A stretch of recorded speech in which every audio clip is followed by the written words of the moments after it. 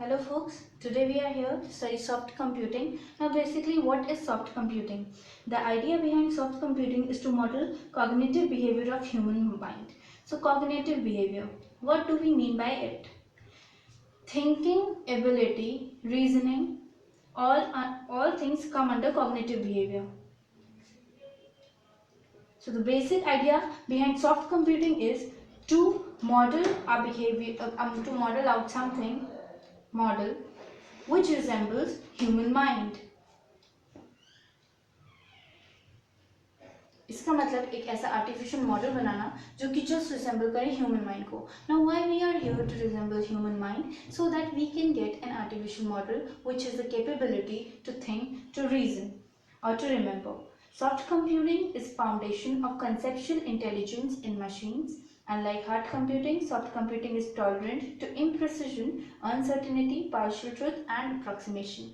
That is, if we talk about soft computing, it can work on data which is imprecise, which means कि कोई specific आपको set of values नहीं मिलेगी. एक वो imprecise data पर work कर सकता है, imprecise as well as partial truth, जो कि partial truth पे भी काम कर सकता है. So soft computing is tolerant of imprecision, uncertainty, partial truth and approximations. So what are some characteristics of soft computing? First characteristic is human expertise. What do you mean by human expertise? जो expertise एक human को होता है, that is to think, to remember or to reason something. That expertise will be in a machine if we are able to copy the human mind. Second one is it is biologically inspired computing models. That is we here are trying to copy the biological concept of mind. That is, it is biologically inspired. So soft computing is the thing which provides us a human expertise as well as it is biologically inspired. Third one is it is optimization techniques are good. You can optimize it according to you. New optimization.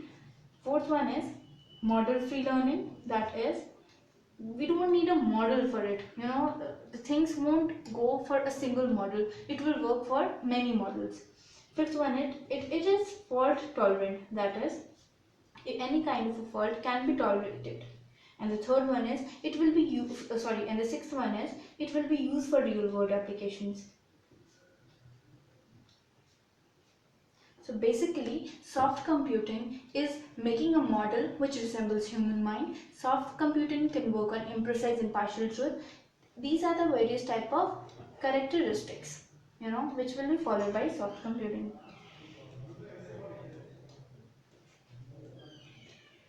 So soft computing is an approach for constructing systems which are computationally intelligent, possess human-like expertise in particular domain, can adapt to the changing environment and can learn to do better and can explain their decisions. So basically, soft computing is the use of an exact solution to solve computationally hard tasks such as solution of NP-complete problems. What are NP-complete problems? These are the problems to which there is no algorithm that can calculate its solution. So NP-complete problems को solve करने के लिए soft computing can be used. Soft computing will use all type of inexact solution to solve the problems which do not have a solution. Have a solution in polynomial time.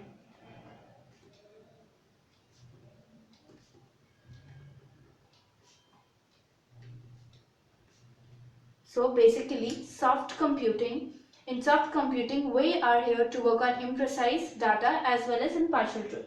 So what is the basic difference between hard computing and soft computing? Hard computing is the thing which works on precisely stated analytical model. That is, for hard computing, we'll need a model which is precise. First one is a model which is precisely stated, whereas in soft computing we can work on imprecision. Secondly, Hard computing requires much time. It takes less time. Real world problems cannot be solved with the help of hard computing. In case of soft computing, it can be. It works on full truth. Partial truth can be worked in case of soft computing. The data needs to be precise in case of hard computing. It can work on imprecise data too. And last, it is very costly, and here it is less costly as compared to hard computing. So basically there is a huge difference between hard computing and soft computing. Now what are the basic components of soft computing? It involves fuzzy logic, neural networks, machine learning, probabilistic reasoning. These four things are the components of soft computing you will be learning further in further lectures. There are many applications of soft computing. As told, soft computing helps to solve the real world problems, works on imprecise data, can work on partial truth, it is less costly and less time taking. So what are the real life applications of soft computing? The real life application of soft computing includes handwriting recognition, image processing, data compression, power systems, medical data mining. These can be some of the applications of soft computing. Now, coming to the syllabus of UPTU, Unit 1 mainly consists of neural networks, their artificial neural network, the architecture and various learning techniques. So we'll go in order. So first one is neural network. If we talk about biological nervous system, you must be aware of it. A nervous system, in nervous system, if there is any type of a thing to which a body should respond, stimulus acts through receptors, brain works,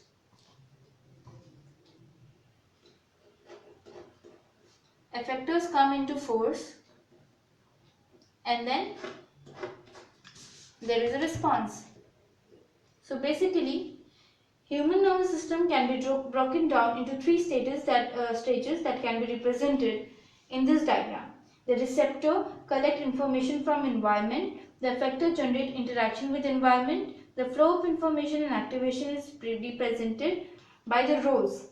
Naturally, this module will be primarily concerned with how the neural network in the middle works. So this is the thing how the neural networks of our human body act. Now we talk about the brain organization. The brain contains both large cells and large scale and small scale structures and different functions that takes place at higher and lower level. So there is a hierarchy in brain organization which would include molecules, synapses, neuronal microcircuits, neurons, local circuits, etc. So this is basically what is all about brain, human brain. So if we compare human brain and computer, what could be the outcomes? One side if it is brain and other side if it is computer, there can be various aspects in which they can be compared. First one is speed. Brain's execution time is in milliseconds, whereas computer's execution time is in nanoseconds, which means that computers are way faster. Second one is processing. It is able to perform parallel operations.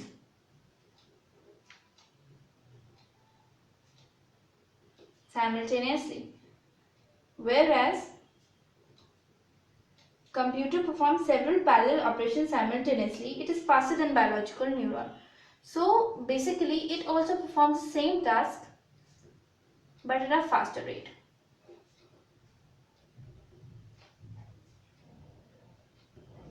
Third one is size and complexity. We all know that the number of neurons is approximately, if we consider the number of neurons, approximately 1011 and the number of interconnections will be equal to 10 or 15. So the complexity of a brain is very much higher because connections in the neurons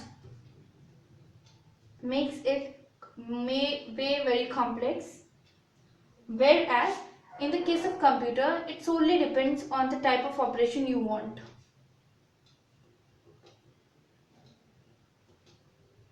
Last one is storage capability. In brain, information is stored in interconnections or in synapse strength. Interconnections or synapse. You'll come to know about synapse further in this lecture only. So mainly information is stored in synapse. New information is stored without destroying the old one, that is new and old can be present without any disturbance. And the third one is sometimes the main thing with the brain is it is unable to recollect the information sometimes.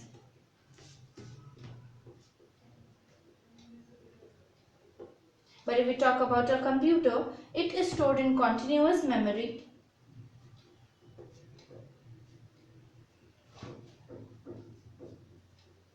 Secondly, overloading or overwriting may take place, so that the new and old memory, just because of a new memory, old memory can be destroyed. So overloading can take place. And thirdly, it can be accessed very easily, unlike in the brain.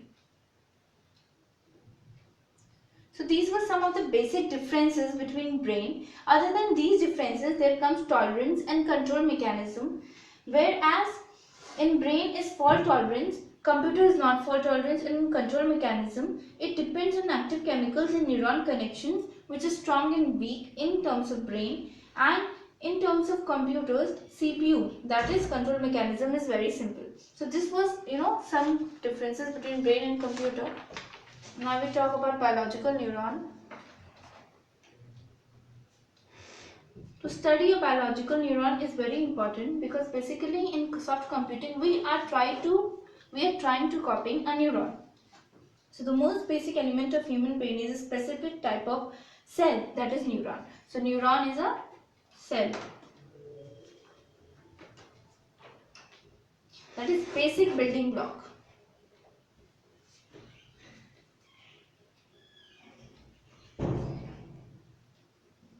These neurons provide the ability to remember, think and apply previous experiences to every action. So these cells are responsible for to remember, to think and to apply. Together these neurons and their connections forms a process which is not binary, not stable and not synchronous. Alright, basically a biological neuron receives input from some sources, combine them in some way, performs a general operation on the result, and then output is the final result. That is input. In simple words, if we say input, alright, then operation,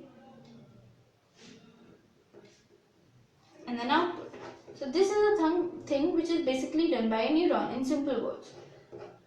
So neuron is a building block which contains the simplest cells. Now what is the structure of biological neuron? Exactly. If we talk about the biological neuron, the basic structure is as follows.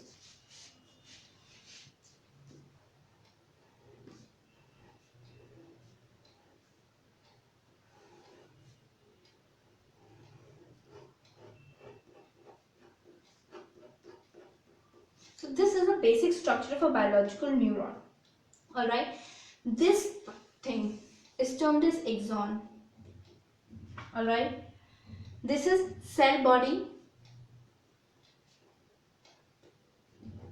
These things are termed as dendrites. And if these dendrites are being broken up into smaller particles, these things are termed as synapses. Alright, so this was a term which we were talking about. These are axons, these are terminals of axons. So basically, This is a structure, this is a basic structure of a biological neuron. So biological neuron, what does a biological neuron consist of? Within humans there are many variations in basic type of neuron, yet all biological neurons have the same basic core components, that is cell body, which is also known as soma.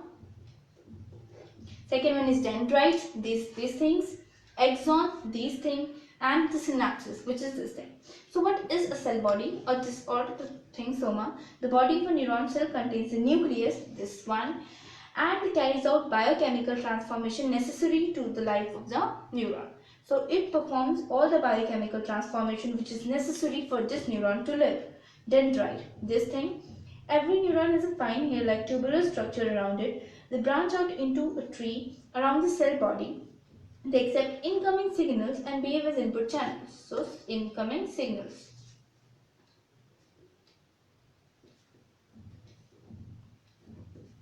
So, incoming signals are taken up by dendrites. Third thing is axon. This thing, link attached with soma, it is a long, thin tubular structure which works like a transmission line and serves as an output channel.